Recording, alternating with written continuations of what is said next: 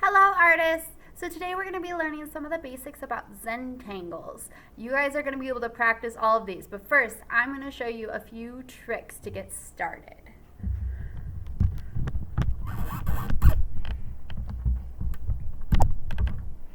Alright, so you're going to be getting a sheet kind of like this. You'll notice that it has shapes. All of these sections are shapes. I need sections to be able to create different types of Zentangles. You're also going to be getting a small Sharpie and a ruler.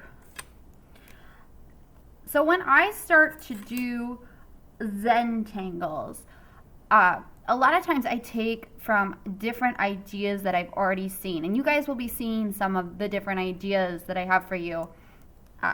And then you're going to want to take an idea from the sheet and kind of roll with it and then make it your own maybe. So I'm going to start off with a pretty easy one. It's a checkered board pattern.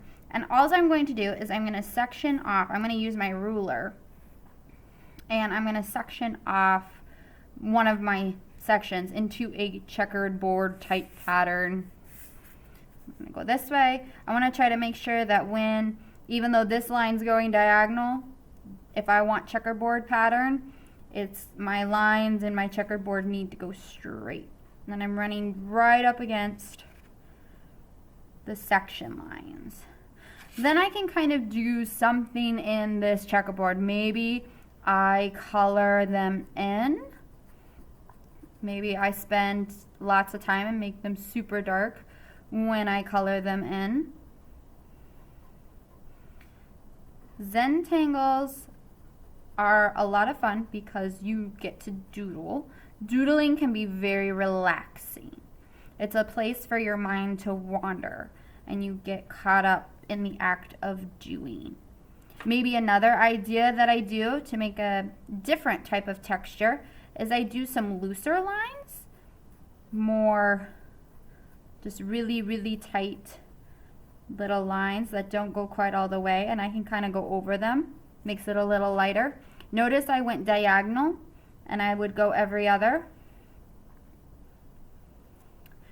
Or maybe I did diagonal lines. If I were to go down to the next row here, I would find a diagonal.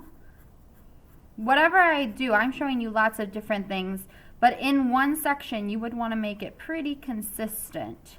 So if I decided to go with all dark, I would make all of these dark. If I decided to do diagonal, I would make all of them diagonal. Then from here, I think I'm going to change it up a little bit, and I'm going to try a checkerboard pattern, but more with waves.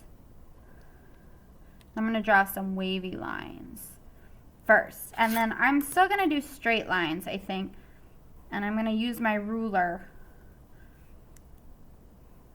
to make those lines super straight. Your practice page is the place where you can try lots of different things, and then to make it more of a checkered type pattern again, I could color them in or do my loose lines again. I could also do more organic patterns, like I could do some circles, lots of circles. I could do one where the circles are kind of farther apart. Maybe I add some of these dots around them. I'm thinking about different lines and shapes that I can repeat over and over again to make a pattern in each section of my paper.